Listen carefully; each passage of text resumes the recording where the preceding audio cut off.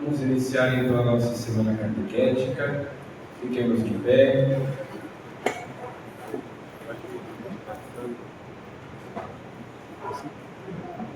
Nós vamos iniciar invocando o Espírito Santo, cantando como nós já fizemos nas semanas catequéticas passadas, o hino Veni Creator, invocando o Espírito Santo para que ilumine a nossa mente, nos dê entendimento a respeito de tudo aquilo que nós vamos estudar nesta semana.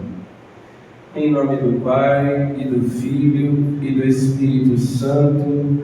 Amém.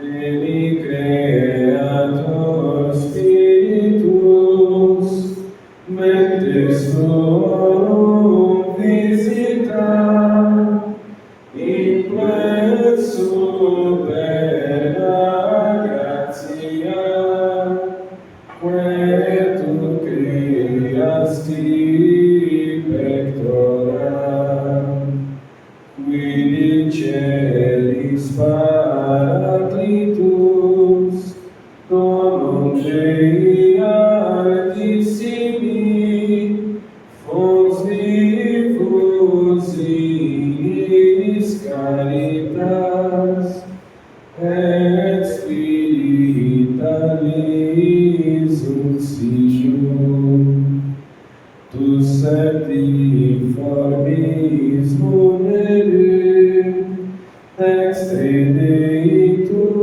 digitus, turite promissum Patris, servum editas cultura, accende lumen sensibus, infunde amore cordibus, infirma nostri corporis, virtute firmas perpetui, hoste bellas mortius, pacemque non est protinus, ductores icte pervium,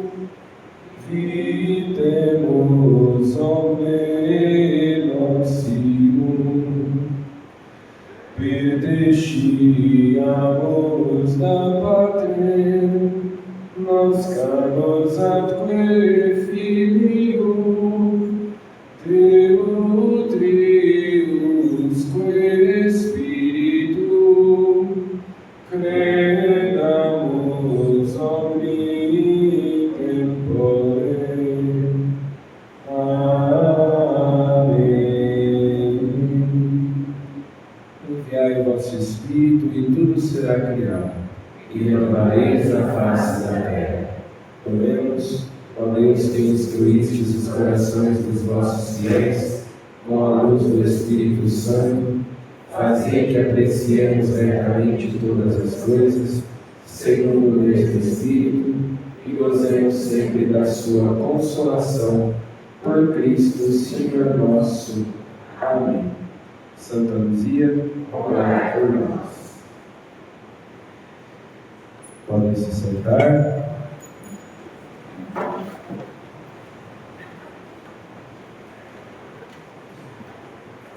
Muito bem, então, eu já quero adiantar que esses slides, depois, como nós já fizemos em outras semanas catequéticas, nós disponibilizaremos pelas redes sociais. A gente põe o link para quem quiser depois baixar os slides.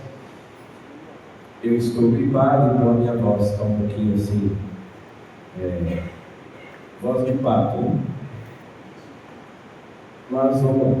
Então, a proposta dessa nossa semana catequética é tratar sobre a origem da Igreja Católica e o fundamento da sua doutrina. Neste nosso primeiro dia, nós falaremos sobre a origem origem e o desenvolvimento do papado, ou seja, a figura do Papa como sucessor de São Pedro, vigário de Cristo. Porque a grande pergunta que nós podemos nos fazer, essa é a pergunta que nós tentaremos responder, é se a Igreja Católica de fato foi fundada por Nosso Senhor Jesus Cristo ou não. Os nossos irmãos evangélicos protestantes têm uma tese a respeito disso. Eles dizem que o cristianismo primitivo se corrompeu, foi paganizado num determinado momento, e por isso, lá no século XVI, foi necessária a chamada Reforma Protestante, que nós preferimos chamar de Revolução Protestante, porque não foi uma autêntica reforma, e essa é a tese deles. Em algum momento, o Evangelho se corrompeu, a mensagem de Jesus deixou de ser transmitida, e nós, católicos, passamos a acreditar em doutrinas que não estão na Bíblia, que não eram acreditadas pelos primeiros cristãos. Então, por isso hoje nós começamos falando sobre o ministério petrino, sobre aquela missão que Jesus deu a Pedro de ser a cabeça visível da igreja. Então nós vamos desenvolver esse tema hoje. Não sei se vamos conseguir concluir esse tema hoje, porque tem muita coisa, mas a gente vai caminhando, um passo de cada vez, né? Então, eu coloquei aqui para começar esses dois versículos da primeira carta de São Pedro, que ele diz assim: santificai a Cristo, o Senhor, em vossos corações, estando sempre prontos a dar a razão da vossa esperança a todo aquele que vô-la pede. Fazei, porém, com mansidão e respeito, conservando a vossa boa consciência, para que, se em alguma coisa sois difamados, sejam confundidos aqueles que ultrajam o vosso bom comportamento em Cristo. Então, São Pedro nos diz que nós precisamos estar sempre prontos para dar a razão da nossa esperança a quem nos pede, a quem nos questiona a respeito da nossa fé, o fundamento da nossa fé, da nossa esperança.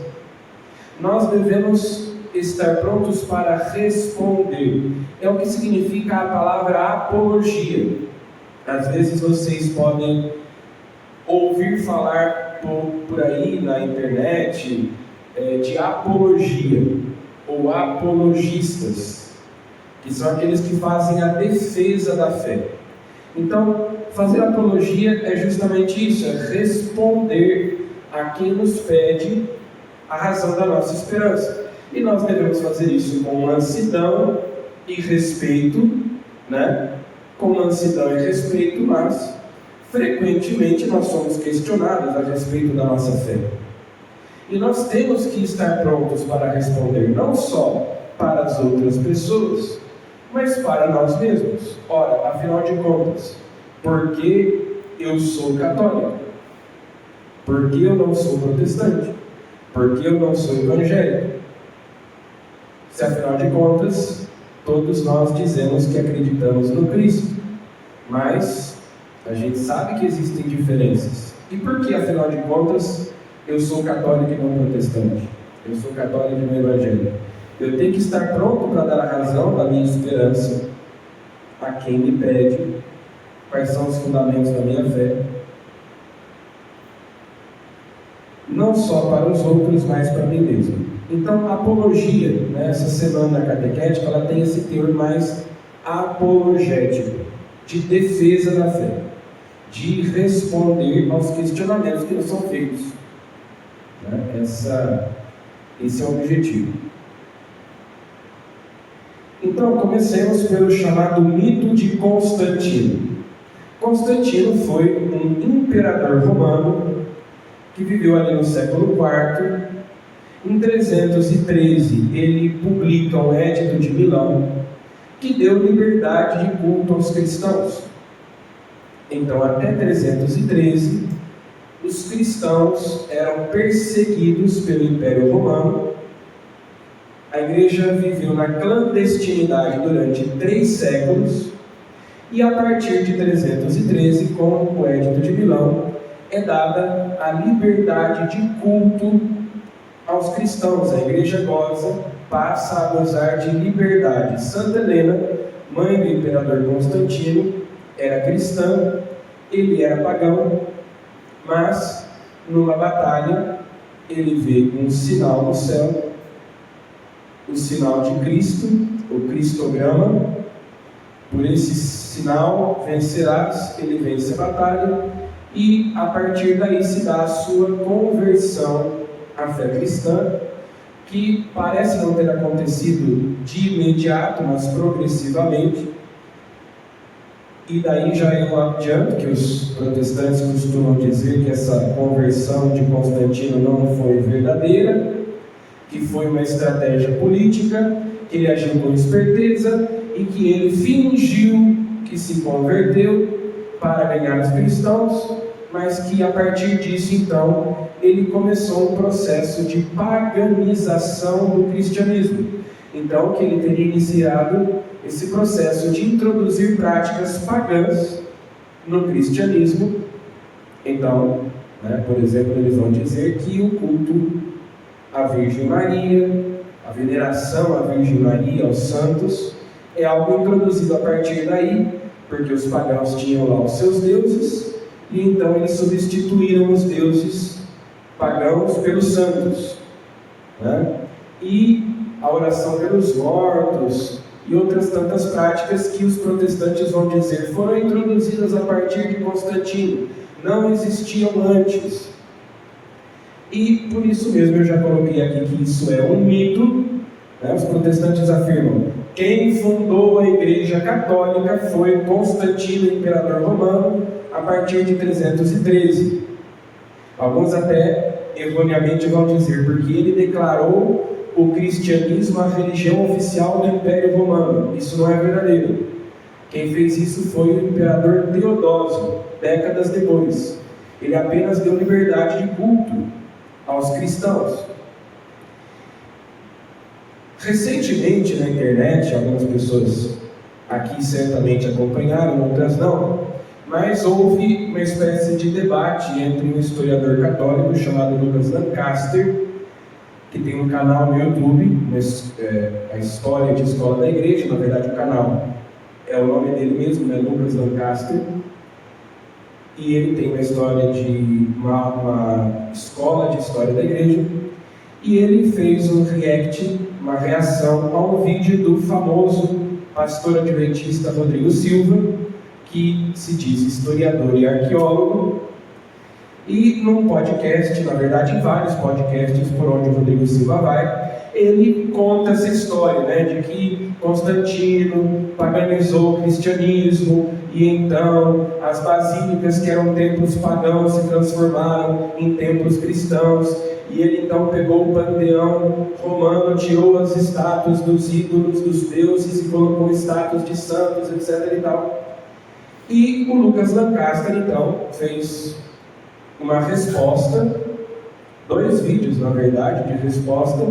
Aí o Rodrigo Silva, um ano depois, respondeu a esse vídeo, e depois o Lucas respondeu com outro vídeo, mais especificamente sobre essa questão da conversão de Constantino, que eles afirmam ter sido uma estratégia política, ele não teria se convertido realmente. Então, para quem quiser, a gente não pode ficar parado muito nisso aqui, porque o tema é extenso, mas quem quiser se aprofundar, se ainda não assistiu, vale a pena, procura o canal do Lucas Lancaster no YouTube e procura lá, Rodrigo Silva, tem uns 3 vídeos, um react que é curto, um segundo react, e depois a resposta ao Rodrigo Silva, que é um vídeo de mais de 1 hora, mas que é uma resposta completíssima, excelente sobre essa questão de Constantino. Então, sobre isso, vejam bem. A definição do cânon bíblico, ou seja, a lista dos livros que compõem a Bíblia, sobretudo o Novo Testamento, os 27 livros que compõem o Novo Testamento, que são os mesmos na Bíblia católica e na Bíblia protestante. A definição do cânon bíblico é posterior a Constantino. No século IV, o cânon ainda não estava fechado, o cânon ainda não estava definido. Em alguns lugares, havia livros que eram considerados canônicos, ou seja, inspirados, que faziam parte da lista dos livros que compõem a Bíblia, livros que estavam em algumas listas e que não estavam em outras. Não havia um consenso ainda, a igreja não havia definido essa lista, esse cânon.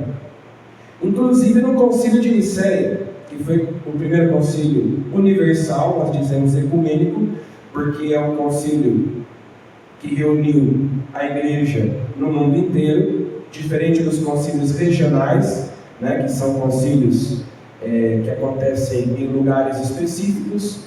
O concílio ecumênico é um concílio universal, e que hoje em dia, quando a gente fala ecumênico, as pessoas logo pensam no diálogo ecumênico, a igreja católica dialogando com as igrejas cristãs não católicas. Não, naquela época, obviamente, a compreensão da palavra ecumênica não era essa.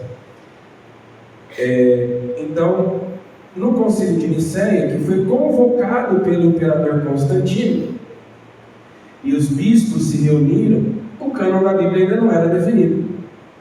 Então, por exemplo, mais tarde, aqui hoje nós, se der tempo, vamos ver um trechinho da carta de São Clemente Romano aos Coríntios. Em muitos lugares essa carta era considerada inspirada, fazia parte do cânon. A carta aos Hebreus, em muitos lugares, não era considerada inspirada. O Apocalipse. Então, o cânon não estava fechado ainda, havia uma certa divergência. Havia convergência em alguns pontos, mas divergência em outros. Os protestantes aceitam o cânon bíblico do Novo Testamento, a divergência é em relação ao Antigo Testamento, mas em relação ao Novo, eles aceitam, embora o cânon bíblico tenha sido definido depois de Constantino. Então, já começa a contradição aqui. Ora, eles dizem que não aceitam, por exemplo, a intercessão dos santos, porque isso é de depois de Constantino, o que não é verdade. Antes de Constantino, a igreja já cria a intercessão dos santos, mas aceitam o cânon bíblico que é posterior, bem como a doutrina da Trindade, que prevaleceu apesar das tendências arianas do imperador. Constantino não era teólogo. Constantino só foi batizado no leito de morte. Ele se tornou cristão, mas naquela época havia uma prática que depois foi combatida pela igreja de adiar o batismo até o momento da morte, porque as pessoas não queriam correr o risco de serem batizadas, cometeriam algum pecado mortal. A penitência só se podia praticar uma vez, A nossa confissão ela era meio restrita. Então as pessoas deixavam o batismo, muitas pessoas, para a última hora. Então, o imperador Constantino não entendia nada de teologia, mas ele tinha algumas tendências arianas. E apesar disso, o que prevaleceu na igreja foi a doutrina trinitária, porque os arianos negavam a divindade de Jesus, negavam a Santíssima Trindade. Ora, então, como é que Constantino fundou a Igreja Católica, e a Igreja Católica crê na Trindade, e também os protestantes creem, se Constantino demonstrou muitas vezes ter uma certa inclinação ao arianismo? Não faz sentido, né? Por outro lado, a veneração à Virgem Maria, a intercessão dos santos, a oração pelos mortos, outras tantas práticas católicas são anteriores a ele. Então, o protestante diz, depois de Constantino, a igreja se corrompeu. Então, antes de Constantino, a igreja era aquela fundada por Jesus. Depois de Constantino, já é uma igreja paganizada. Mas eles aceitam o cânon bíblico, a doutrina da Trindade, que são coisas definidas depois de Constantino, e não aceitam coisas que a igreja já praticava, já cria antes de Constantino. Então, existe uma contradição aí. Pode ir? Segundo essa teoria, o bispo de Constantinopla é que deveria ser o líder supremo da igreja e não de Roma. Porque eles dizem assim: então quem inventou o papado não é que Jesus instituiu o papado, mas foi o imperador Constantino que deu autoridade ao bispo de Roma sobre as outras igrejas, porque ele era bispo de Roma, capital do Império Romano. Acontece que o próprio Constantino transferiu a capital do Império para Constantinopla, uma cidade, a cidade de Bizâncio, que ele deu o próprio nome para a cidade, né, Constantinopla, e a capital do Império Romano deixou de ser Roma e passou a ser Constantinopla.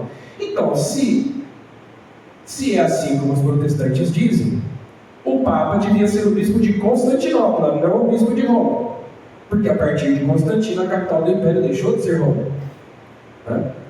Então, nós vamos somando aqui a argumentação. Então, vocês sabem que lá em 1517, Martinho Lutero iniciou a Revolução Protestante, justamente argumentando que a igreja tinha aderido a falsas doutrinas, a tradições erradas, a falsas interpretações do Evangelho, e que, portanto, era necessário abandonar a tradição, abandonar o magistério e ficar apenas com a Escritura. Amanhã nós vamos falar sobre o solo Escritura, se ele é bíblico ou não, e nós vamos ver que não, né? A doutrina do solo Escritura, que é o que geralmente os protestantes vêm e perguntam para nós: mas onde é que está isso na Bíblia? A nossa fonte de doutrina não é apenas a Bíblia.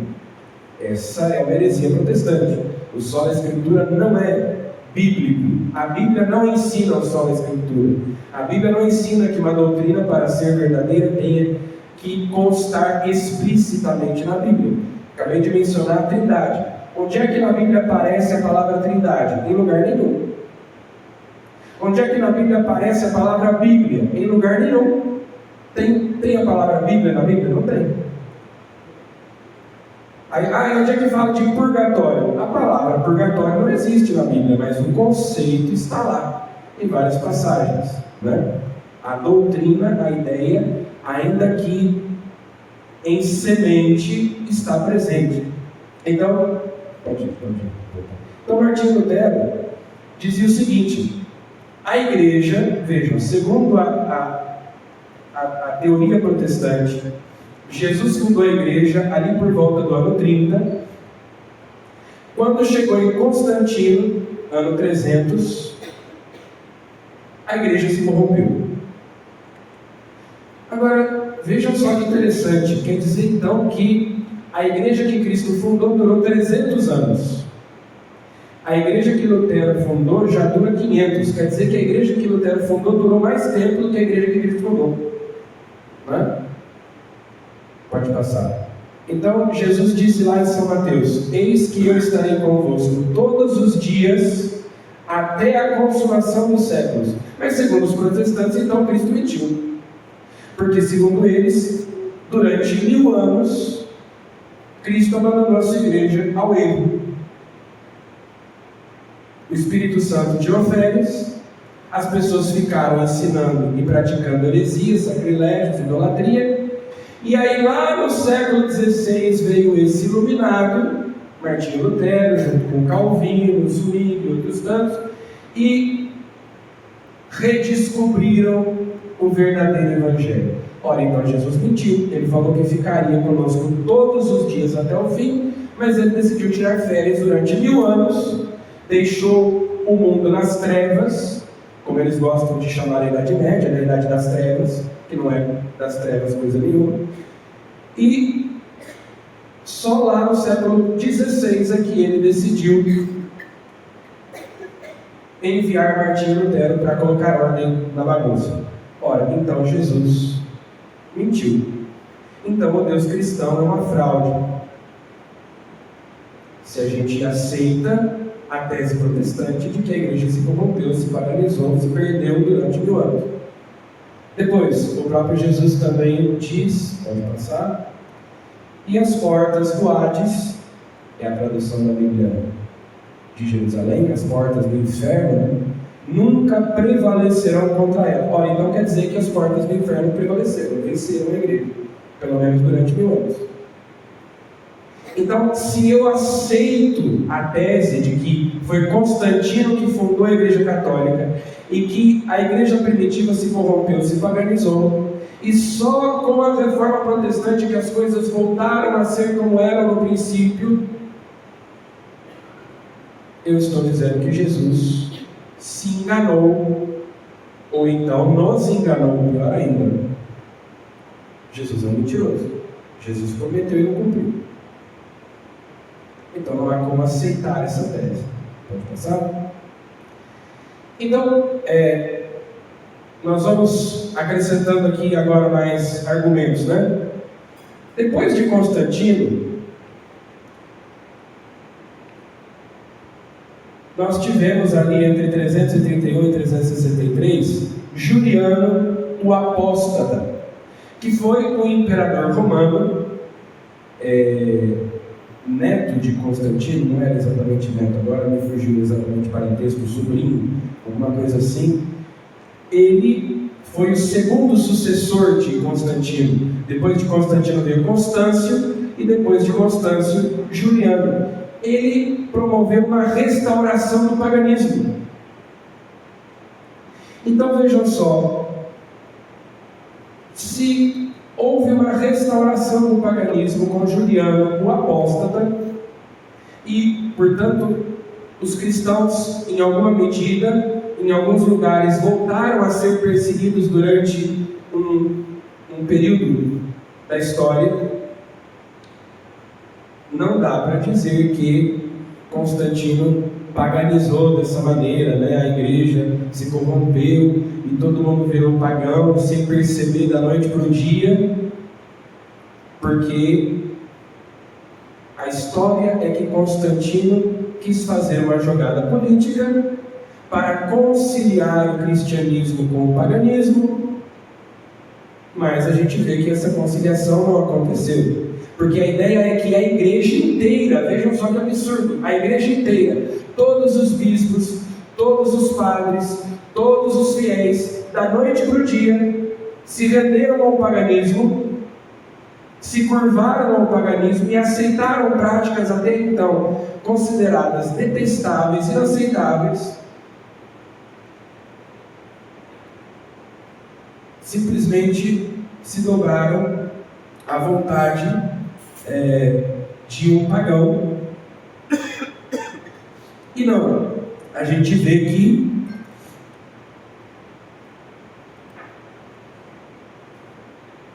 a relação entre, porque a ideia é que o Império Romano então absorveu a igreja se tornou estatal, a religião oficial do Império, e que, portanto, a igreja cedeu em tudo, e o Império teve total controle sobre a igreja, e fez o que quis com ela. Isso não é verdade. A igreja sempre teve que lutar pela sua independência, quando sim, muitas vezes os imperadores romanos, os governantes queriam dominar sobre ela. Então, mesmo depois de Constantino, a igreja precisou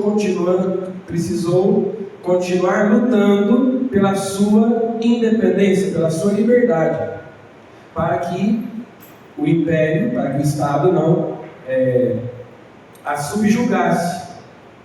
Então nós temos esse pequeno período da restauração pagã de Juliano Apóstolo, que nos mostra que essa simbiose entre igreja e paganismo não aconteceu, porque inclusive o Juliano quis restaurar o paganismo. Isso foi durante um pequeno período de tempo. Um outro episódio que eu queria mencionar aqui, Santo Ambrósio confronta o imperador Teodósio. Teodósio, que foi aquele que, esse sim, transformou o cristianismo em religião oficial do Império Romano. Essa pintura representa uma passagem na vida de Teodósio e Santo Ambrósio. Santo Ambrósio era bispo de Milão, uma das cidades mais importantes do Império na época. E o imperador Teodósio, que era cristão, promoveu um massacre por vingança, no qual cerca de 7.000 pessoas foram assassinadas.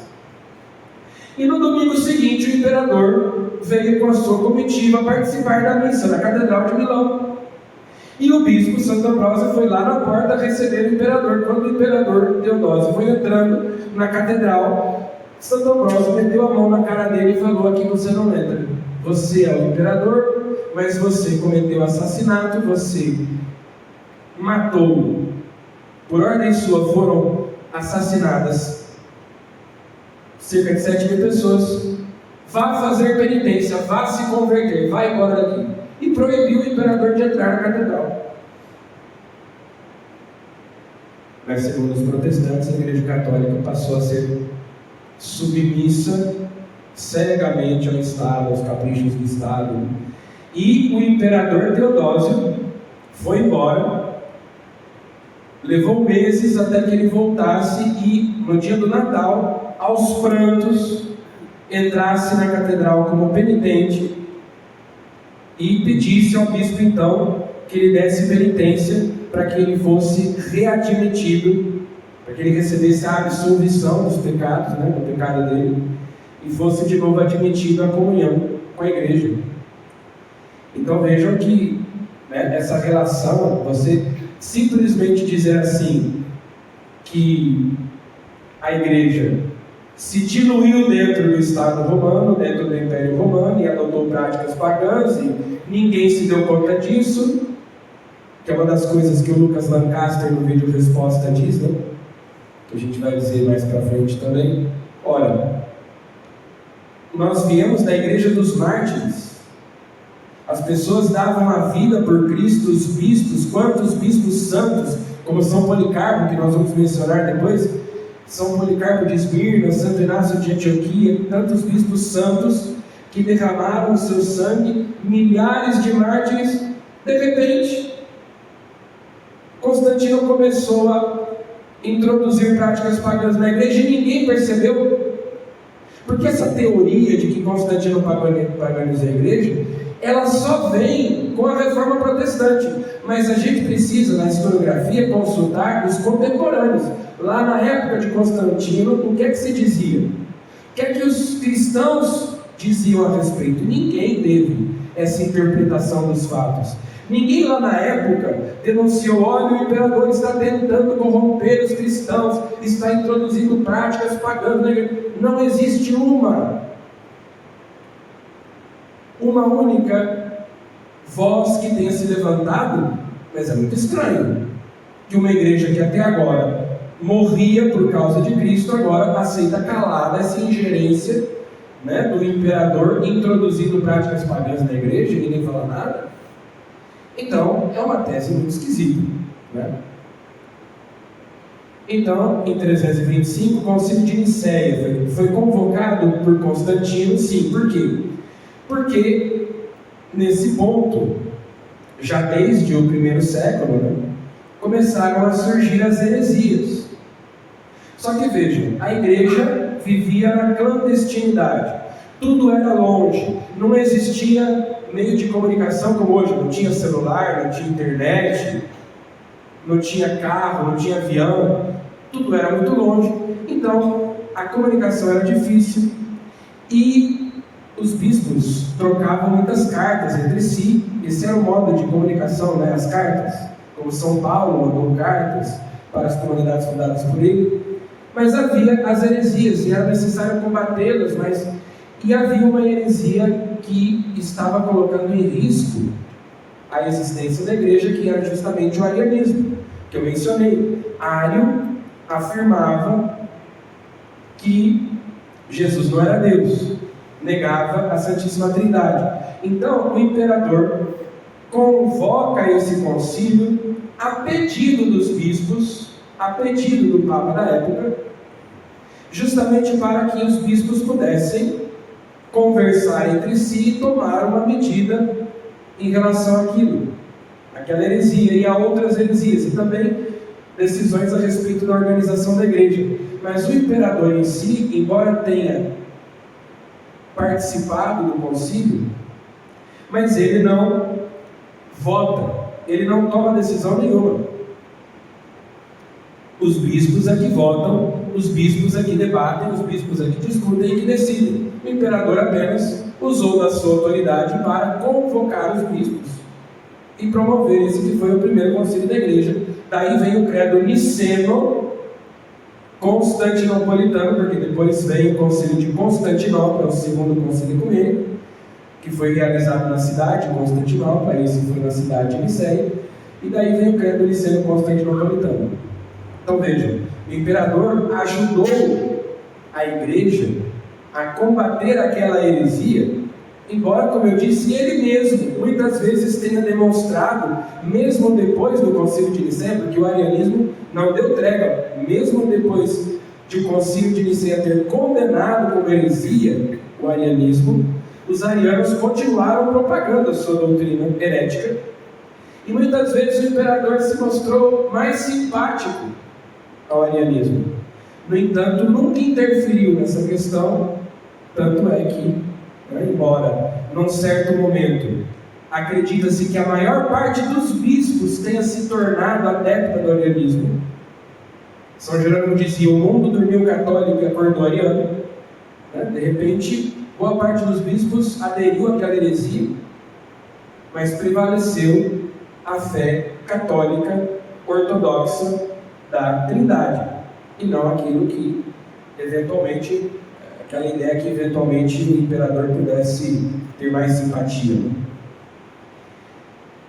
Eu coloquei aí a data do Natal, porque certamente vocês já ouviram falar o seguinte, que o Natal é celebrado no dia 25 de dezembro, porque os pagãos nessa data, os romanos celebravam a festa da Saturnália e o Natalis do Sol Invicto, que é a festa do Deus Sol, no dia 25 de dezembro. E então a igreja quis cristianizar aquela festa pagã e passou a celebrar o Natal no dia 25 de dezembro. Essa tese, ela ainda é muito propagada, ela ainda é muito aceita, mas muitos estudiosos mostram que ela não tem consistência.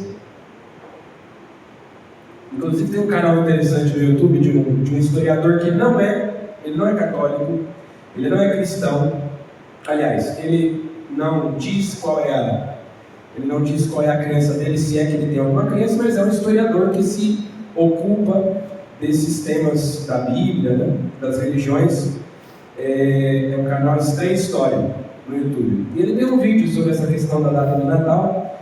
É um vídeo incompleto, porque faltam algumas questões, mas ele mesmo diz lá: olha, você querer dizer que o Natal tem a ver com a Saturnália, ou mesmo com a festa do Sol Invicto, é impossível, porque já existem registros de escritos cristãos anteriores a Constantino, lá do século II, III, que já indicam a festa do Natal sendo celebrada no dia 25 de dezembro.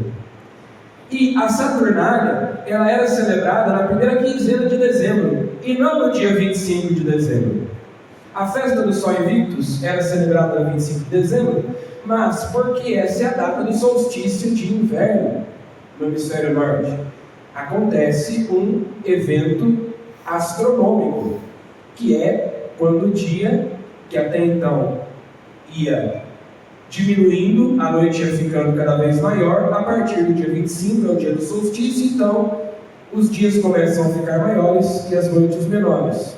É um evento astronômico demarcado por essa data, E, bom, eu quis colocar essa curiosidade aí para dizer o seguinte, muitas vezes até aí tem pessoal, por exemplo, se não me engano, da congregação cristã, Testemunhas de Jeová, tem algumas denominações cristãs que não comemoram o Natal porque dizem isso foi uma paganização ou uma tentativa de cristianizar uma festa pagã, Mas na verdade não muito antes de Constantino, já lá no século II e III, há relatos de que, por exemplo, Hipólito de Roma, Santo Hipólito de Roma, nos seus escritos fala que os cristãos já celebravam, pelo menos em Roma, o Natal no dia 25.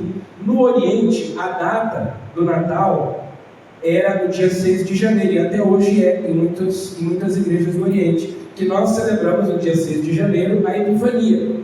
Mas essas duas datas, elas estão presentes desde o segundo século, 25 de dezembro e 6 de janeiro. Então também não tem nada a ver com festa pagã de sol invicto, que foi uma coisa que só veio posteriormente, e que até alguns historiadores hoje defendem que foram os pagãos que pegaram essa data que os cristãos já comemoravam para celebrarem o sol invicto. Então, outra coisa aí, né? Eu já falei, né? A gente vinha ali na era dos mártires. Então, como é que esses que até aquele momento davam a vida por Cristo, de repente aceitaram calados, sem dizer nada, a introdução de doutrinas heréticas, pagãs, dentro do cristianismo? Não faz sentido nenhum. Coloquei aí Santo Antão, que viveu ali entre a metade do século III e metade do século IV. Porque vejam, Santo Antão viveu, ele pegou a passagem, né, da igreja que era perseguida para a igreja que tem liberdade de culto. Mas Santo Antão, ele começou um movimento, que é um movimento monástico, né, o pai do monaquismo, dos eremitas que se retiravam para viver nas grutas, no Eremon, que é lugar deserto, por isso são eremitas. Eremita vem de Eremon, lugar deserto. Então eles se retiravam para as grutas a fim de viverem uma vida de penitência, de oração, de mortificação. Por que eles faziam isso? Porque eles percebiam que já naquela época, na metade ali do terceiro século, havia muitos cristãos que viviam a sua fé de modo relaxado. Ainda na época da perseguição, ainda quando os cristãos eram perseguidos. Ou seja, a igreja sempre houve dentro dela, porque Jesus contou a parábola do joio e do trigo. Então, dentro da igreja, desde o grupo dos apóstolos, sempre houve bons e maus membros da igreja, né? Sempre houve joio, sempre houve trigo. Então, não foi preciso Constantino. Dentro da igreja a igreja sempre foi necessitada de reforma. Eclésia sempre reformando. A igreja está sempre em reforma. Só que os verdadeiros reformadores da igreja, para cada época, Deus suscita santos, como suscitou Santo Antão ali naquela época. Então, nós não podemos imaginar que, né, Deus não suscitou santos ao longo daquelas décadas, daqueles séculos.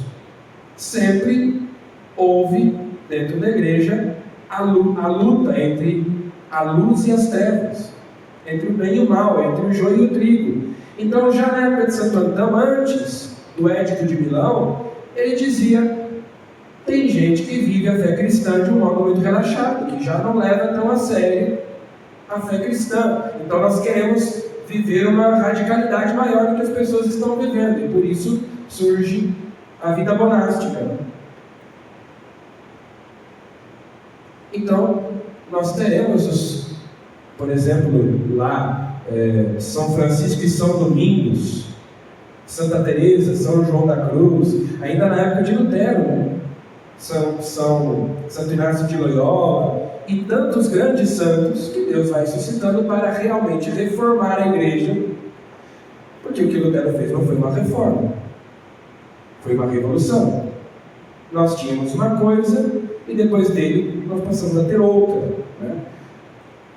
Não aquilo que Jesus fundou, não aquele mesmo organismo fundado por Jesus. A igreja é um organismo vivo, é um corpo vivo. Então, coloquei o exemplo de Santo Antão, depois também o exemplo de Santo Atanásio, né? Que foi perseguido pelos imperadores romanos porque defendia a doutrina da Trindade contra os arianos. Santo Atanásio, até surgiu a expressão Atanásio contra o mundo, porque ele foi exilado e foi perseguido porque ele defendia a doutrina da Trindade e foi perseguido por imperadores romanos. E o que é que prevaleceu na igreja? A doutrina defendida por Santo Atanásio, que foi perseguido pelo Império Romano, mesmo depois de Constantino. É uma coisa que eu já disse, né? Quer dizer, já antes de Constantino havia heresias dentro da igreja. Desde o próprio São Paulo profetizou que logo depois da morte dele surgiriam heresias. Então, isso sempre existiu já antes de Constantino, e dentro da igreja sempre houve a luta, o combate a essas heresias. Eu coloquei aí essa imagem, que é o bispo São Nicolau de Mira dando um tapa na cara do Ário durante o Concílio de Nicéia. Para quem não sabe, São Nicolau é o nosso Papai Noel, né? Papai Noel vem de São Nicolau, e São Nicolau conta-se que ficou tão revoltado com as coisas que Ário dizia lá no Concílio de Nicéia, que deu uma bofetada no meio da cara, né? Porque ele dizia que Jesus não era Deus. Então, o combate às heresias já existia antes. As heresias já existiam, e elas eram combatidas, e elas eram vencidas.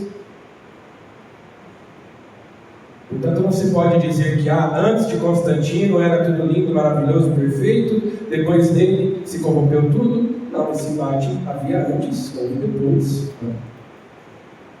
É aquela imagem do Apocalipse, a mulher e o dragão. A mulher e o dragão é a luta entre as forças do bem e do mal, mesmo no interior da igreja. Então, aí vocês vejam só, Melquíades era o Papa reinante na época do Édito de Milão, 313, quando o imperador Constantino declarou paz aos cristãos. Então veja, o protestante diz: quem inventou o papado foi Constantino.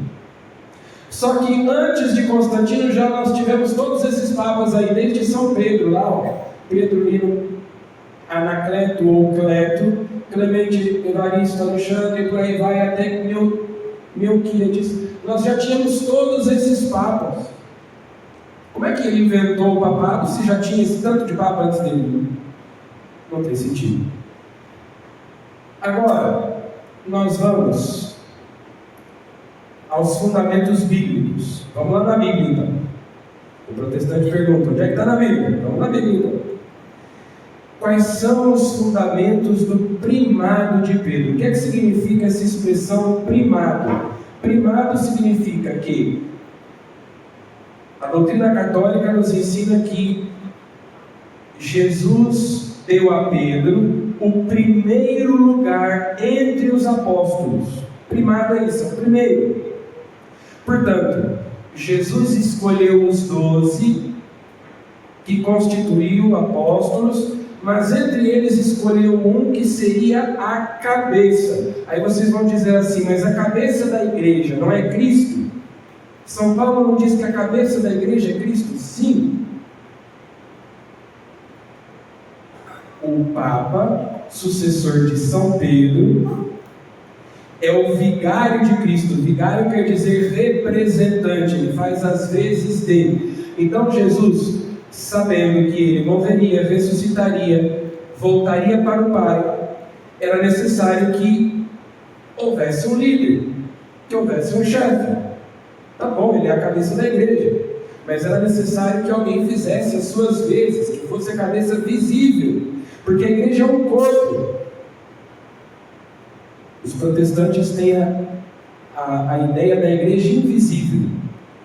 Eles dizem que a igreja é uma realidade invisível, Como é que a igreja pode ser uma realidade invisível? São Paulo diz que é o corpo.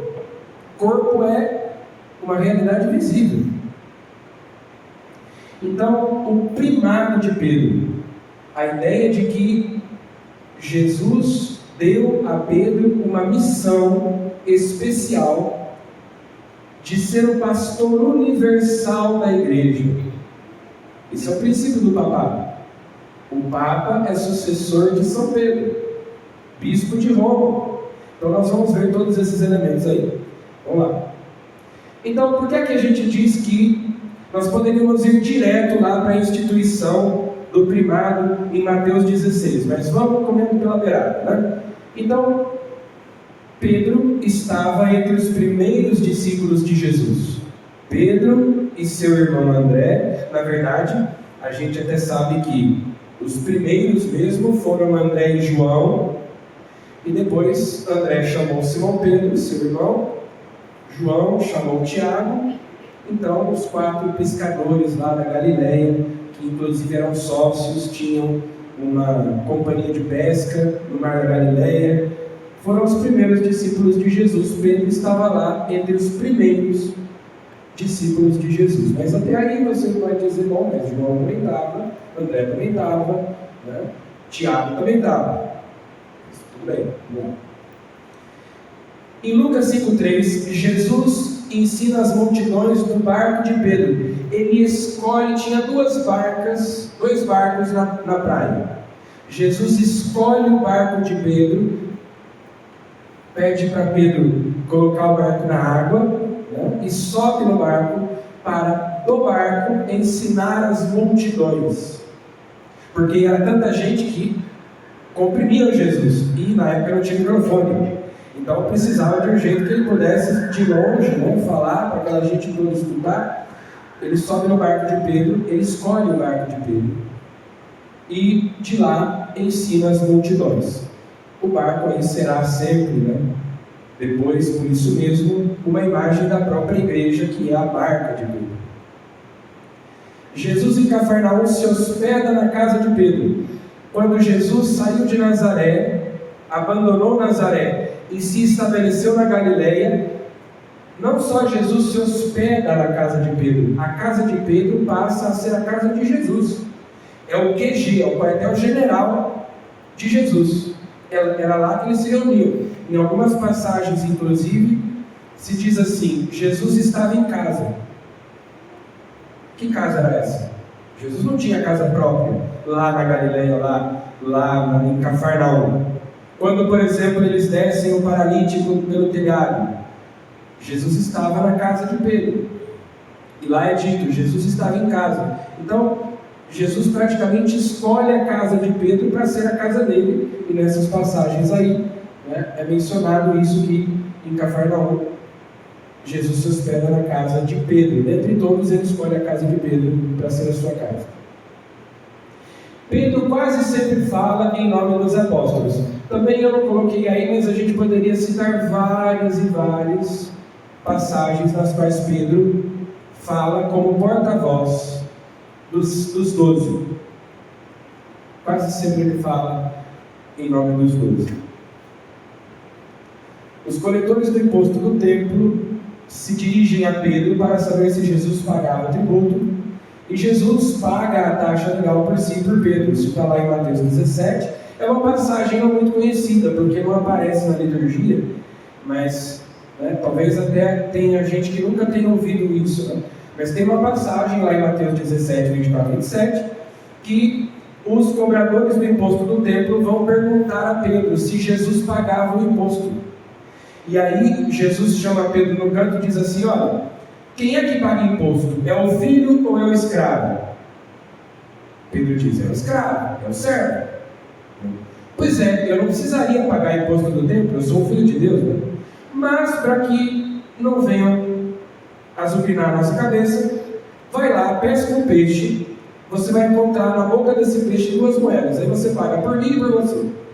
Está lá em Mateus 17. Então Pedro vai lá, pesca um peixe, o primeiro peixe que ele pesca, dentro da boca do peixe tem 2 moedas, ele vai lá e paga por ele, né, por Jesus e por Pedro, com aquelas 2 moedas, o imposto do templo, que é um fato interessante também. Na transfiguração estavam presentes Pedro, Tiago e João. Esse Tiago é o Tiago maior, irmão de São João. Na agonia de Jesus no horto, Pedro, Tiago e João. Na transfiguração, quem é que fala em nome dos três? Senhor, é bom estarmos aqui, vamos fazer 3 tendas. Pedro. Lá na agonia, os 3 estavam lá dormindo. Quem é que Jesus vai acordar e diz assim: acorda, vigia comigo pelo menos 1 hora? É Pedro. Os 3 estavam lá, Pedro, Tiago e João. Mas é Pedro que Jesus vai acordar. Ressurreição da filha de Jairo também, Pedro, Tiago e João. Só os 3 entraram na casa junto com Jesus. Os outros ficaram lá fora. Os outros 9 ficaram lá fora. Pedro anda sobre as águas. Quando Jesus anda sobre as águas, quem é o que vai andar sobre as águas, imitar o que Jesus fez? Pedro. Os outros ficaram lá dentro do barco. Mas é porque ele era impulsivo, né? Pois é, mas é ele que anda sobre as águas. Nessas 2 passagens, uma em Marcos e outra em Lucas, nós encontramos a expressão Pedro e seus companheiros para designar o grupo dos 12. Então vejam o destaque, né? Pedro e seus companheiros, ele e os outros. E aí, o texto mais importante, Mateus 16, que nós consideramos ser a instituição do primado de Pedro. Que é quando Jesus pergunta: quem dizem os homens ser o filho do homem? Uns dizem que é João Batista, outros dizem que é um profeta, Elias. E vós, quem dizeis que eu sou? Então, no Evangelho de São Mateus, e vejam que essa passagem da profissão de fé de Pedro, nos 3 evangelhos sinóticos, Mateus, Marcos e Lucas, aparece ali como um momento crucial, decisivo, importantíssimo. É um antes e um depois. A profissão de fé de Pedro. Mas a instituição do primado só aparece explicitamente aqui em Mateus 16. Jesus respondeu: bem-aventurado és tu, Simão, filho de Jonas. Vejam que o nome dele era Simão. E Jesus o declara bem-aventurado, feliz. Bem-aventurado és tu, Simão, filho de Jonas, porque não foi carne ou sangue que te revelaram isso, e sim o meu Pai que está nos céus. Também eu te digo que tu és Pedro. A palavra em grego é Petros, em aramaico Kefa. E sobre esta pedra edificarei a minha igreja. Alguns exegetas protestantes dizem o seguinte: não, mas quando Jesus disse isso, era outro sentido. Jesus estava dizendo assim: tu és Pedro, e sobre esta pedra que sou eu. Mas onde é que está escrito isso aí?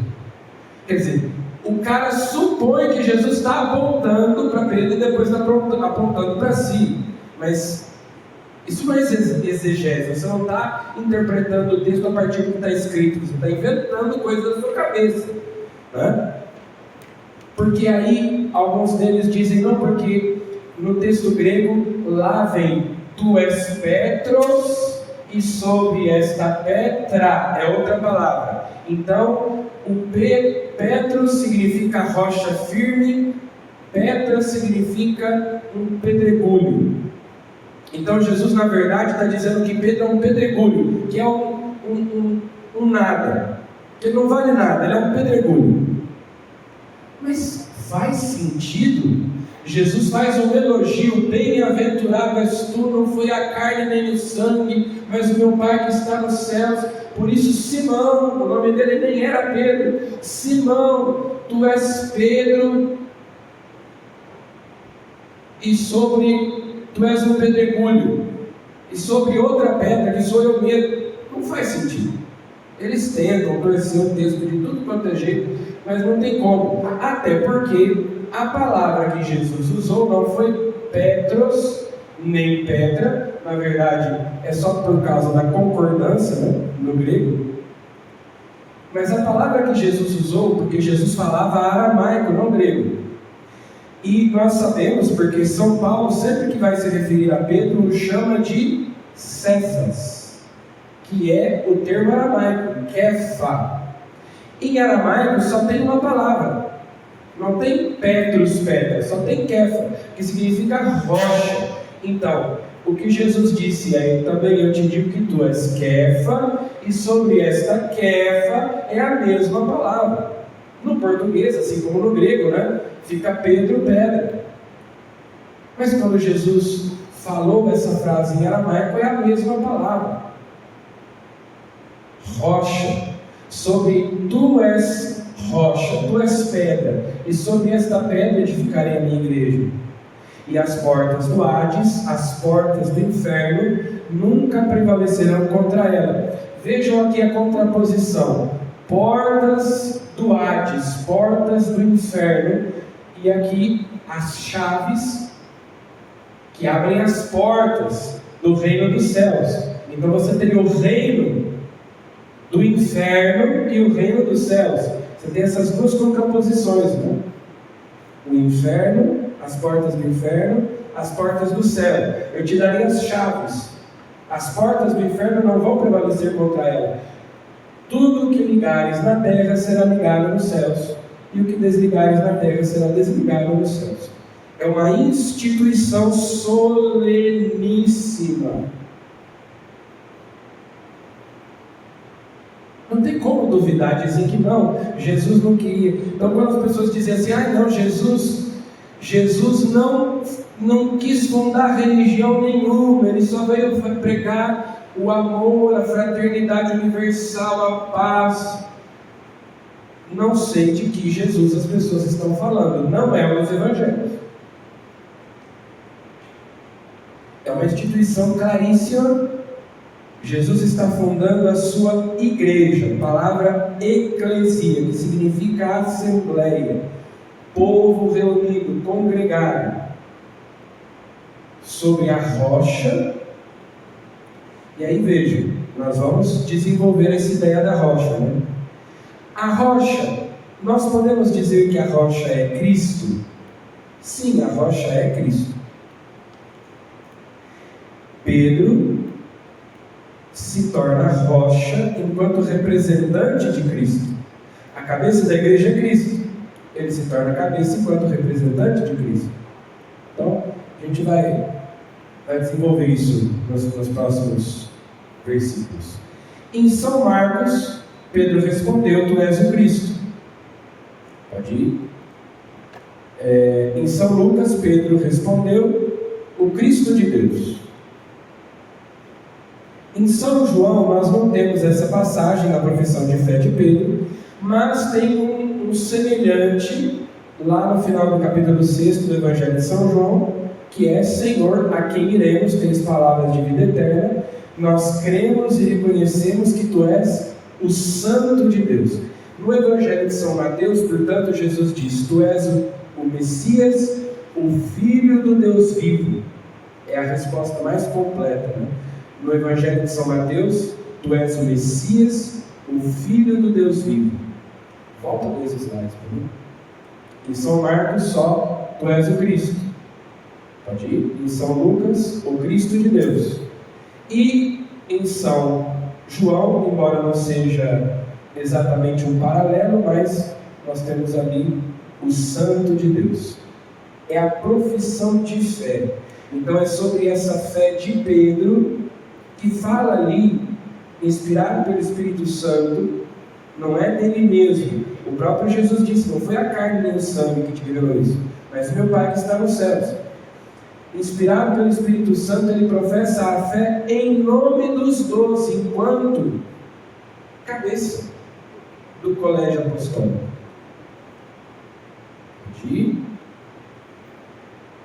Aí na continuação lá de Mateus, Jesus diz que ele vai morrer, que ele vai ser crucificado.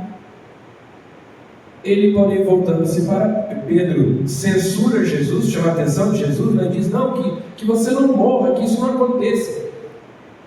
Jesus disse para Pedro: afasta-te de mim, Satanás. Tu me serves de pedra de tropeço, a palavra é escândalo, porque não pensas as coisas de Deus, mas as dos homens. Então aqui é o contrário dali, né? E está bem ali no mesmo momento. Então, o interessante é perceber esse contraste.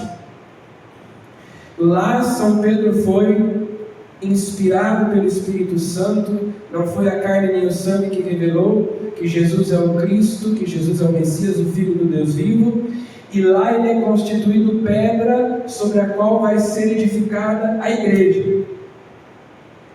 Aqui, no entanto, ele não pensa as coisas de Deus, mas as dos homens. O que ele está dizendo vem da cabeça dele, é uma opinião dele. Ele não está professando a fé. Então aqui ele se torna uma pedra de tropeço, escândalo. E isso é bonito justamente para nos mostrar o seguinte: sim, Pedro, por ele mesmo, é uma pedra de tropeço. É a graça de Cristo que o torna a pedra sobre a qual se edifica a igreja. Por ele mesmo, Pedro é uma pedra de tropeço. Ele continua sendo humano, como os papas continuam sendo humanos. Então, a igreja crê na infalibilidade papal. Mas muita gente interpreta isso como: então quer dizer que o Papa não erra, que o Papa não peca. Não tem nada a ver. A infalibilidade papal significa que quando o Papa se pronuncia ex cátedra, ou seja, como mestre universal, para definir uma questão de fé ou de moral, ele é assistido pelo Espírito Santo com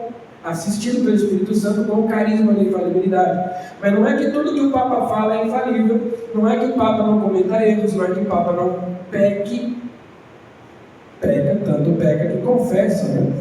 O Papa Francisco sempre faz questão, nos mutirões de confissão que são realizados lá na Basílica de São Pedro durante a Quaresma, ele é o primeiro a se confessar. Ele vai lá, se ajoelha no confessionário, confessa, é absolvido, e aí depois ele vai, se senta no confessionário e vai atender as confissões, né? Então, a gente vê isso na história dos papas, na história da igreja. Quantos papas que, humanamente falando, foram uma tragédia, que cometeram pecados gravíssimos, erros, mas em matéria de fé e moral, no que se refere a definir, ou seja, em caráter permanente algo que é da fé da igreja, o Papa é infalível. E de fato, aquilo que é definido ao longo dos séculos permanece como verdade de fé. A mudança do nome, né? Então, lá em João, nós temos, logo no primeiro encontro com Jesus, fitando, disse-lhe Jesus: tu és Simão, filho de João, chamar-te-ás Cefas, que quer dizer pedra. Então, ali no Evangelho de São João, nos é dito que nem foi lá no momento da instituição do primado que Jesus mudou o nome de Simão para Pedro. Foi desde o primeiro momento, no primeiro encontro. Jesus já olhou para ele e já disse: é isso. Esse vai ser a pedra, ele vai me representar. Em Mateus, aí depois outro argumento a respeito do primado, né?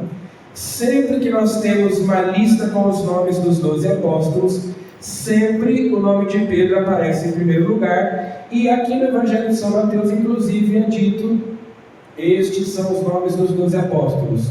Primeiro, São Mateus usa a palavra primeiro, dali que vem primado. Primeiro Simão, também chamado Pedro, e André seu irmão, Tiago, filho de Zebedeu, e João seu irmão. Então, vem aqui a lista dos 12 apóstolos. Em Marcos, ele constituiu, pois, os 12 e impôs a Simão o nome de Pedro. Então, mais uma vez aí agora no outro evangelho, a questão da mudança do nome, que é sempre enfatizada, né? Que Jesus mudou o nome dele. Em Lucas, depois que amanheceu, chamou os discípulos e dentre eles escolheu 12, aos quais deu o nome de apóstolos: Simão, a quem impôs o nome de Pedro, e aí depois vem a lista com os nomes dos outros. Nos Atos dos Apóstolos, tendo entrado na cidade, subiram à sala de cima, onde costumavam ficar, que é o cenáculo, o andar de cima. Eram Pedro e João, Tiago e André, e assim por diante. Então percebam que sempre que aparecem os nomes dos 12 apóstolos elencados, o nome de Pedro vem em primeiro lugar, e lá no Evangelho de São Mateus até ele faz questão de dizer: primeiro Simão. E todos eles enfatizam a questão da mudança do nome. Por quê? Vamos lá. Em Gênesis: não mais te chamarão Abrão, mas teu nome será Abraão, pois eu te faço pai de uma multidão de nações.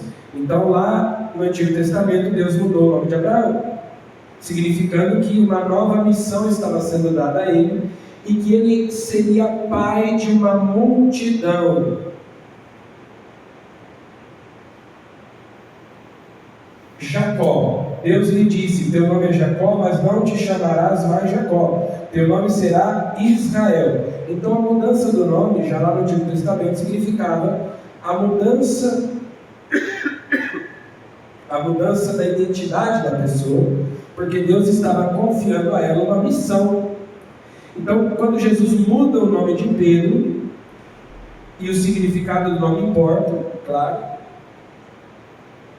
Jesus queria que ele fosse realmente a rocha sobre a qual ele iria edificar a igreja, não há dúvida. Em Isaías, vejam só o que é dito sobre Abraão: olhai para a rocha da qual fostes talhados, olhai para Abraão vosso pai.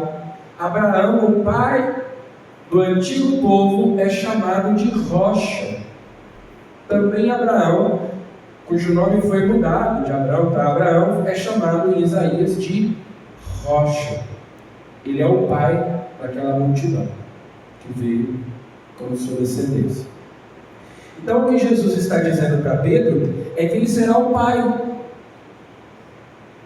Por isso que o sucessor de Pedro depois foi chamado de Papa, que quer dizer pai.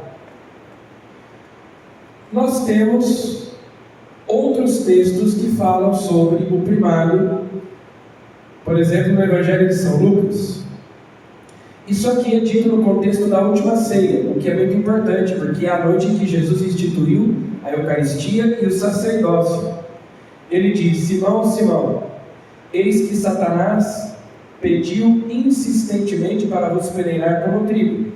Eu, porém, orei por ti, a fim de que tua fé não desfaleça. Atenção, a fim de que a tua fé não desfaleça. Quando, porém, te converteres, confirma teus irmãos. Qual é a missão de Pedro e dos seus sucessores? Confirmar na fé os irmãos. A igreja se edifica sobre aquela profissão de fé do apóstolo Pedro, que fala em nome dos 12, em nome do colégio apostólico.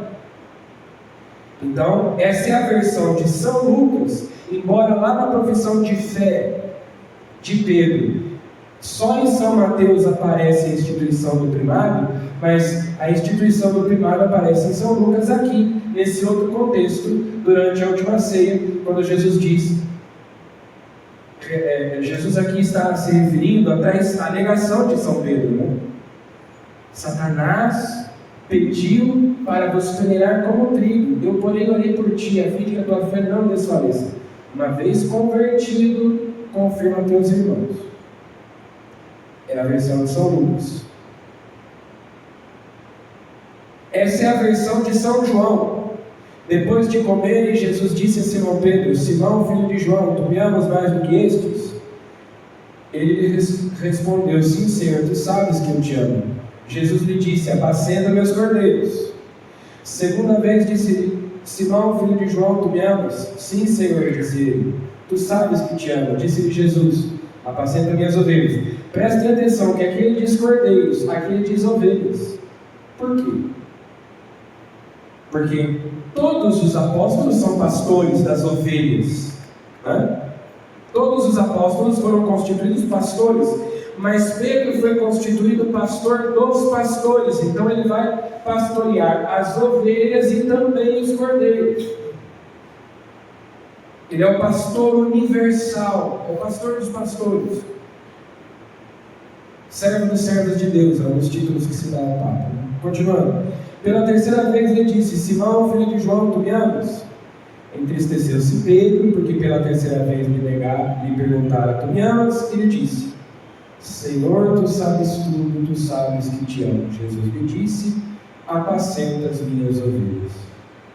Em verdade te digo, quando eras jovem, tu te cingias e andavas por onde querias. Quando fores velho, estenderás as mãos, e outro te cingirás e te conduzirás aonde não queres.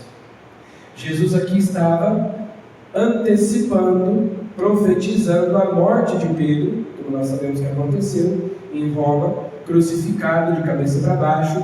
Jesus já está antecipando, profetizando que lá em Roma ele vai derramar o seu sangue, e é por isso, não por Constantino ou qualquer outra coisa, que Roma será a sede da igreja. Por isso é que a igreja se torna romana. Mas a igreja não nasceu lá em Jerusalém, na Palestina? Por que ela é romana? Porque é o lugar onde se cumpriu isso que Jesus disse. Foi em Roma que Pedro estendeu as mãos, já velho, para outro cingí-lo e para conduzi-lo onde ele não queria ir, ou seja, morrer, derramar o sangue.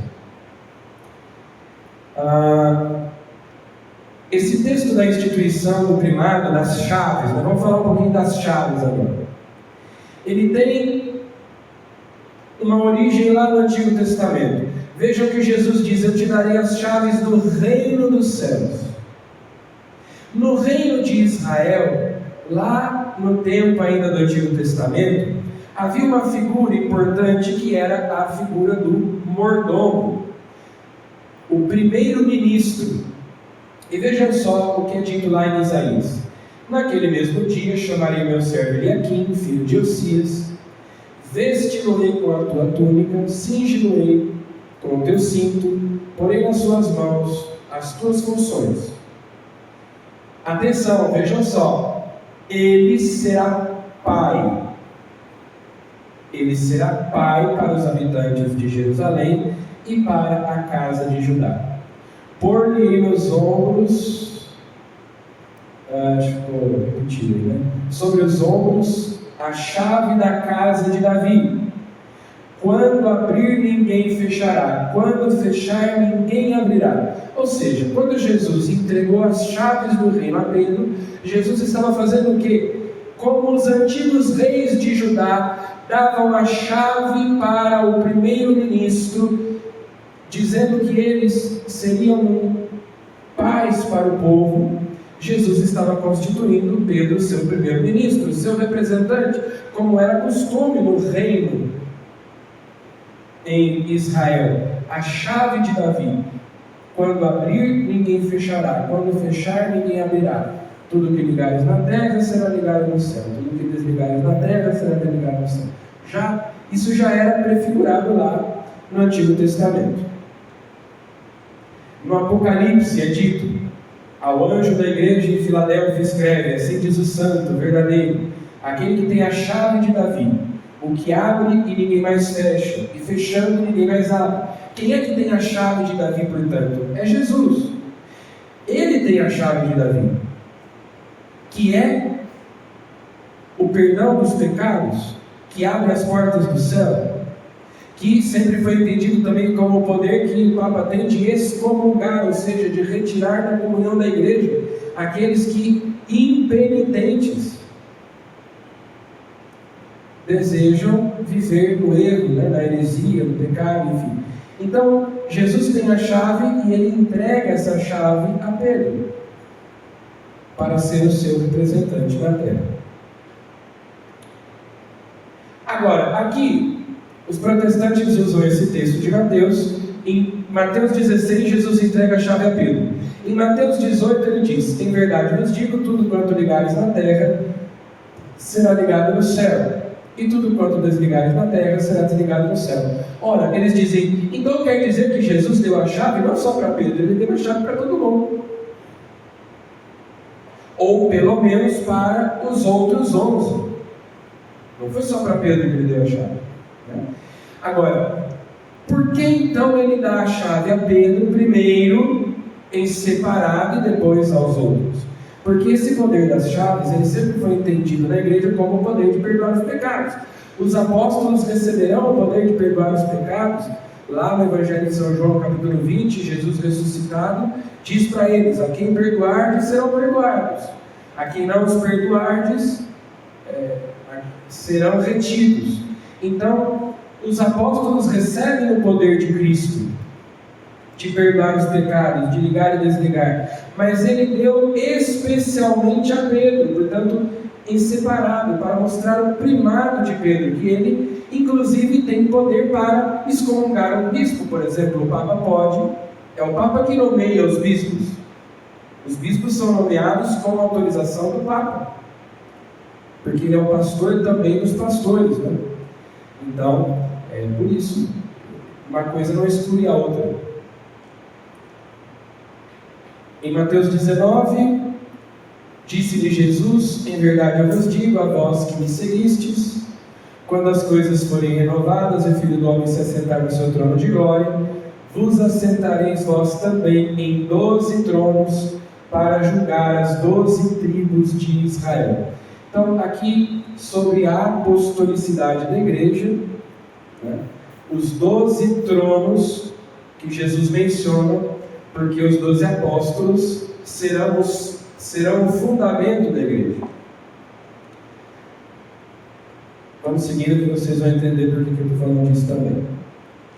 Em Apocalipse, a visão da Nova Jerusalém descendo do céu, a cidade está cercada por muralha grossa e alta, com 12 portas.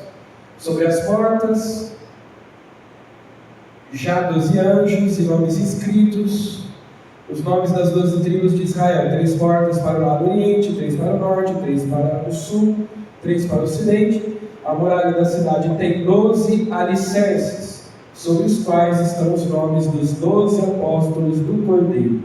Então vejam que os 12 apóstolos, Jesus está fundando um novo povo de Deus, assim como o antigo povo tinha lá as 12 tribos de Israel.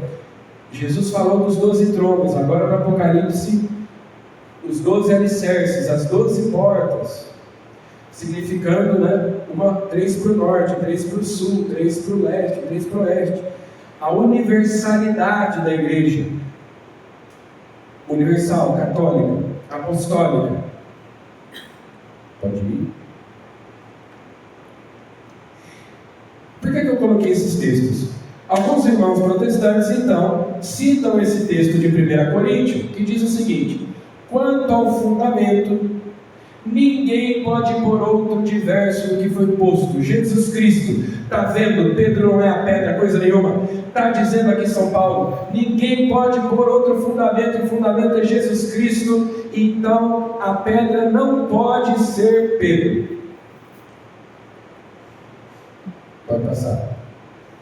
O mesmo São Paulo em Efésios diz: estais edificados sobre o fundamento dos apóstolos e dos profetas, do qual é Jesus Cristo a pedra angular.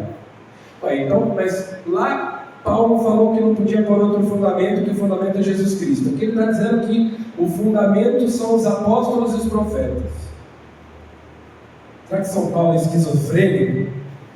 Então vejam, é por isso que a gente precisa tomar cuidado, porque é muito fácil a gente pegar um versículo tirado do contexto, jogar na cara de alguém e falar: está vendo? Está escrito aqui na Bíblia.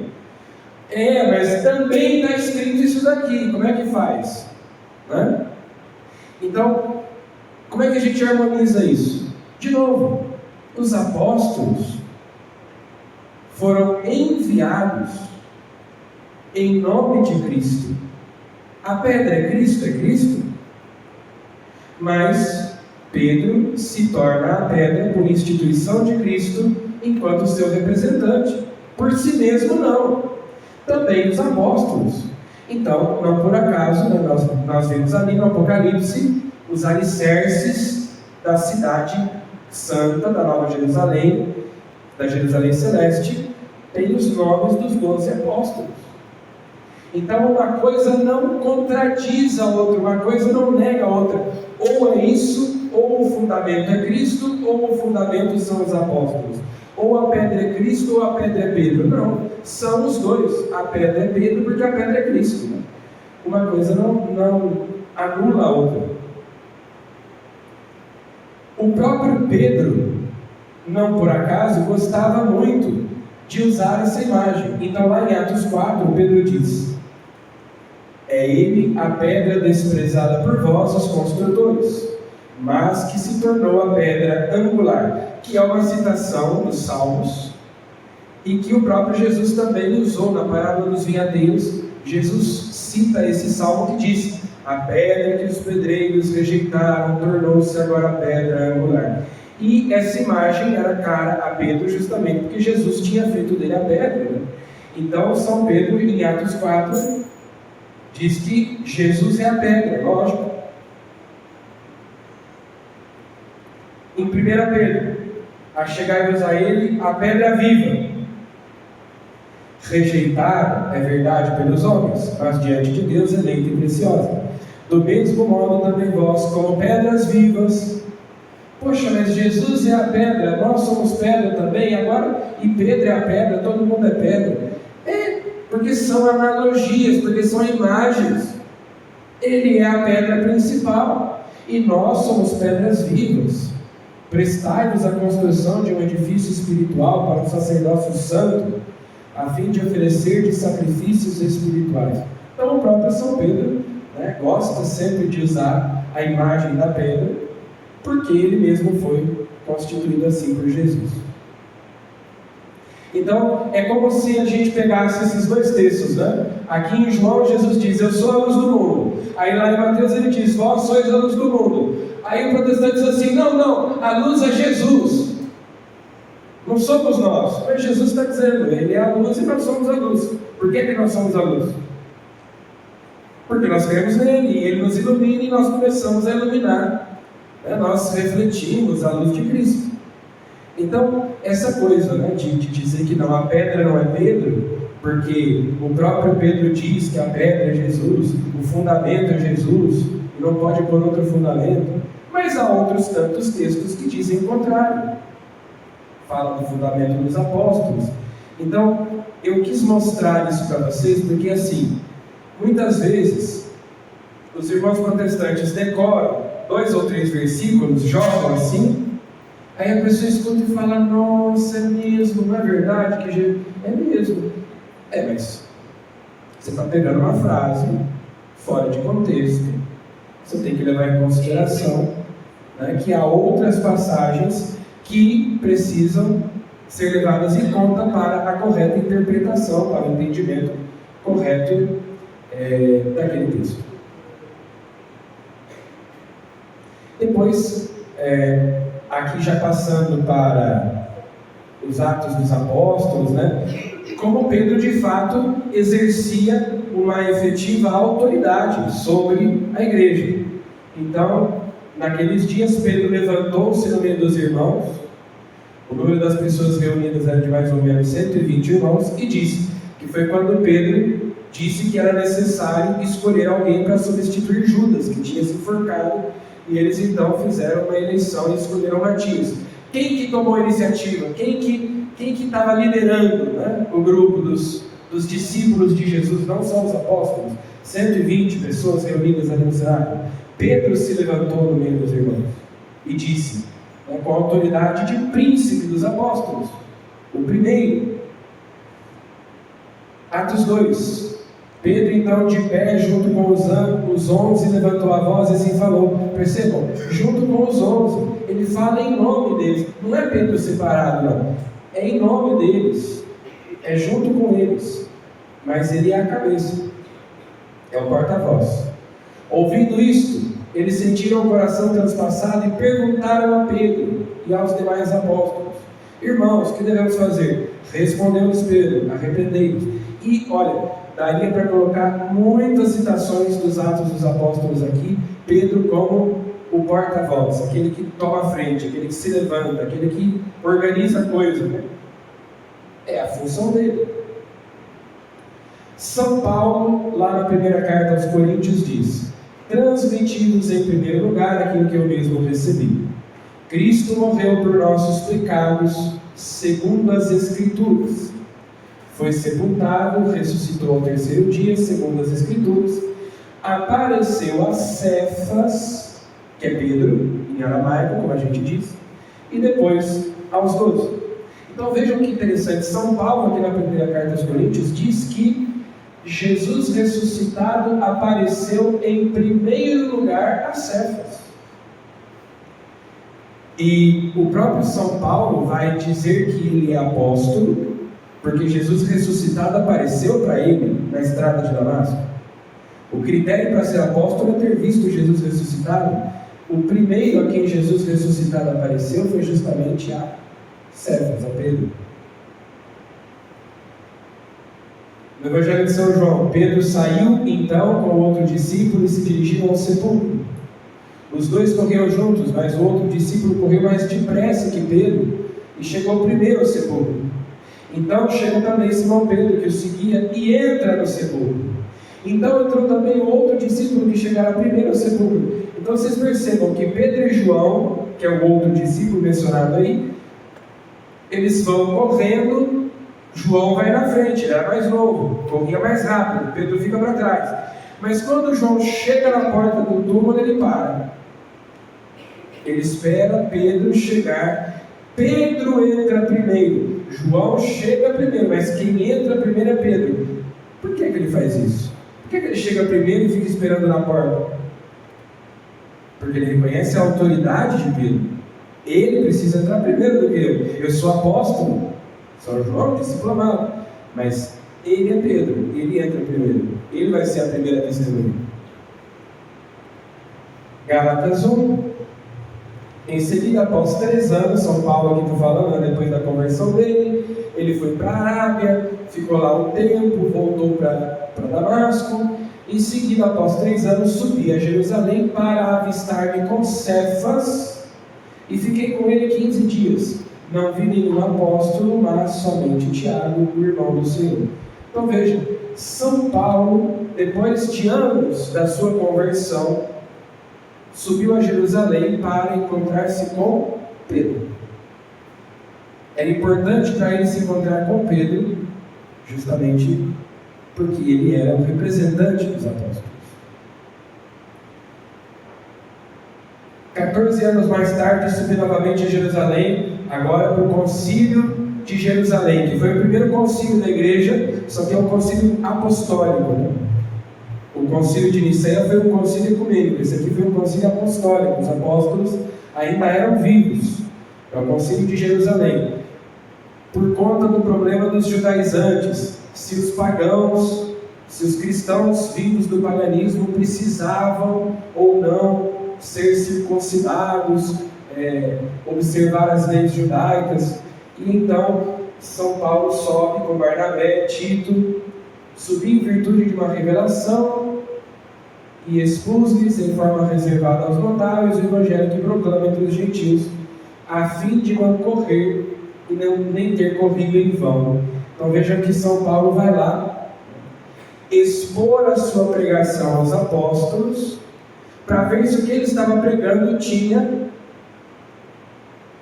o selo dos apóstolos, se os apóstolos concordavam com o que Paulo estava pregando, para que ele não estivesse correndo em vão. Isso é muito importante, né? Porque na concepção protestante, olha, cada um prega o que quer, não é? Se você diverge da doutrina do outro, funda a sua própria igreja.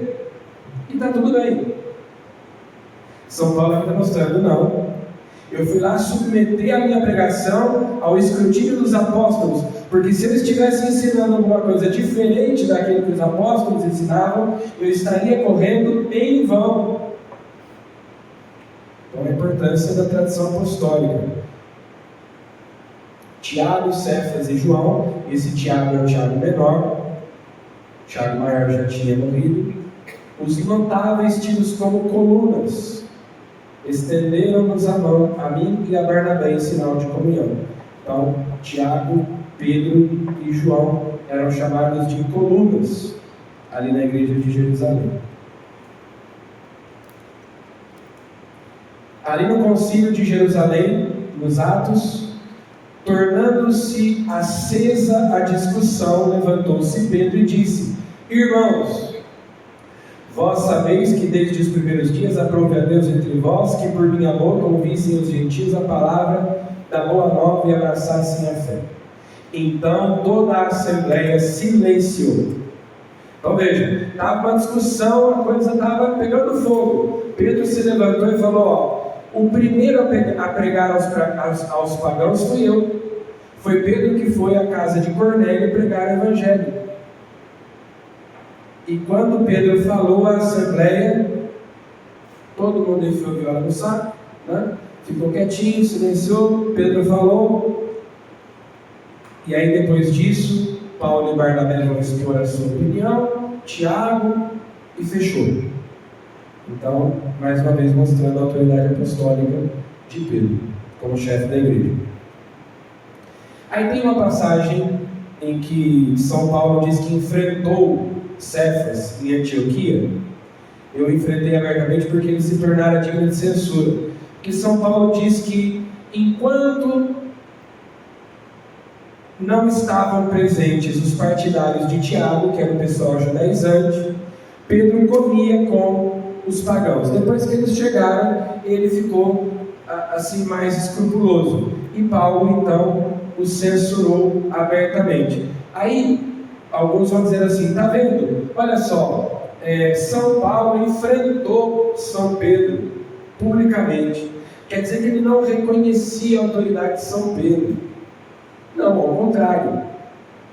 São Paulo estava censurando uma postura, uma atitude de São Pedro, que, como nós falamos antes, o Papa pode cometer erros pessoalmente. No que diz respeito à sua humanidade, né? Eu nem acho que São Pedro nessa questão tivesse errado, mas tudo bem aí, né? São Paulo achava que a atitude de Pedro trazia dano para os cristãos, fazia parecer que havia duas categorias de cristãos, né? Que os que eram judeus eram mais importantes e que os pagãos eram menos importantes, e por isso São Paulo teve essa atitude. Mas justamente por reconhecer a autoridade de Pedro, por saber que a atitude de Pedro influenciava o comportamento dos outros, inclusive o comportamento de Barnabé. São Paulo vai dizer, inclusive Barnabé começou a agir assim. Por quê? Porque a atitude de Pedro influenciava enormemente a atitude das outras pessoas em virtude da sua autoridade apostólica. Vou terminar as citações aqui, né? Há uma questão sobre se Pedro esteve ou não em Roma. Tá, tudo bem. Nós já entendemos que Jesus entregou o ministério a Pedro, que o primado de Pedro, ele é o chefe dos apóstolos e tal. Mas por que Roma? Primeira carta de São Pedro, ele diz: a igreja que está em Babilônia, eleita como vós, vos saúda, como também Marcos, meu filho. Babilônia era como os primeiros cristãos se referiam a Roma, inclusive no livro do Apocalipse, né? Quando se diz, caiu a grande Babilônia. A Babilônia é a cidade de Roma, a cidade das 7 colinas, como é descrito no Apocalipse. Então, Roma, a capital do Império Romano, era comparada com a Babilônia lá do Antigo Testamento, e portanto Pedro mesmo, na sua primeira carta, diz que está em Babilônia, está em Roma. E em Romanos, São Paulo, quando escreve a carta aos Romanos, diz: todas as igrejas de Cristo vos saúdam. Foi a única igreja para a qual São Paulo escreveu, mas ele nunca antes tinha estado lá. São Paulo, quando escrevia para uma comunidade, é porque ele tinha fundado aquela comunidade, e ele mandava cartas para corrigir, ensinar, exortar. a única carta que ele escreve para uma igreja onde ele ainda não tinha estado é justamente a carta aos Romanos. E ele faz, né, essa saudação, dizendo que todas as igrejas de Cristo vos saúdam, mostrando que a igreja de Roma, já naquela época, era considerada uma igreja que tinha primazia sobre as demais.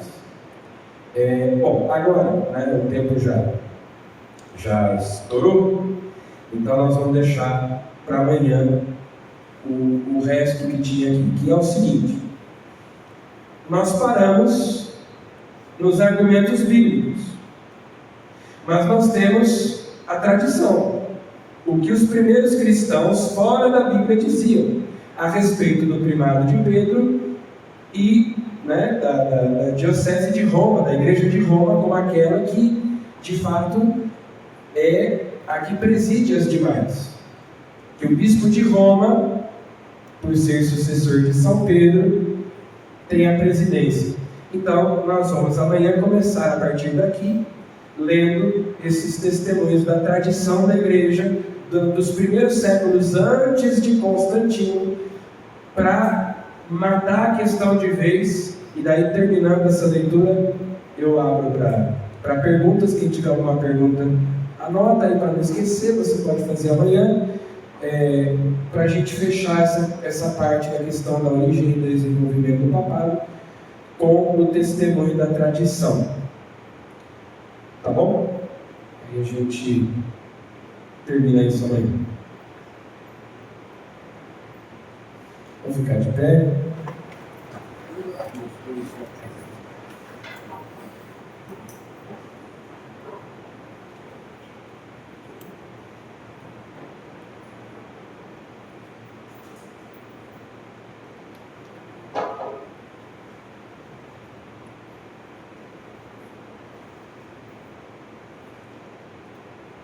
Isso. Vamos terminar esse nosso primeiro encontro saudando a Virgem Maria. Salve Regina, Mater Misericordiae, vita dulcedo, et spes nostra salve. Ad te clamamus, exules filii Eve, ad te suspiramus, gementes et flentes, in ac lacrimarum vali. Eia ergo, advocata nostra, illos tuos misericordes oculos ad nos converte. Et Iesu, benedictum fructum ventris tui, nobis post hoc exilium ostendi. O clemens, o pia,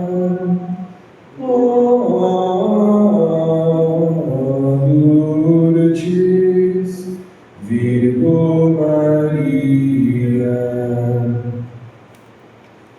Ave Maria, cheia de graça, o Senhor é convosco. Bendita sois vós entre as mulheres, e bendito é o fruto do vosso ventre, Jesus. Santa Maria, Mãe de Deus, rogai por nós, pecadores, agora e na hora de nossa morte. Amém. O Senhor esteja convosco. Ele está no meio de nós. Abençoe-vos Deus Todo-Poderoso, Pai e Filho e Espírito Santo. Amém. Vamos em paz e o Senhor nos acompanha. Graças a Deus.